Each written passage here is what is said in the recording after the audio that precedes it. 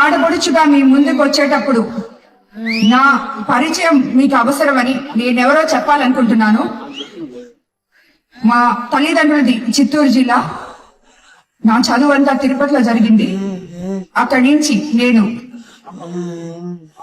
నెల్లూరు జిల్లాలోని నల్లపరెడ్డి శ్రీనివాసులు రెడ్డి గారి చెల్లెలు ఏ ఇంటికైతే కోడలుగా వెళ్లారో అదే ఇంటికి నేను కోడలుగా వెళ్ళడం జరిగింది.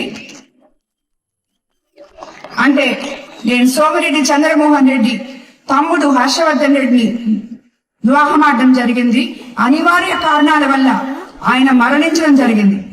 దైవ సంకల్పం తర్వాత నేను ఎంతో మందికి నిలువ నీడనిచ్చే వేమిరెడ్డి ప్రభాకర్ రెడ్డి గారిని నా కుటుంబ సభ్యుల అనుమతితో, నా అత్తగారింటి అనుమతితో, నా బిడ్డల అనుమతితో రెండో వివాహం చేసుకోవడం జరిగింది.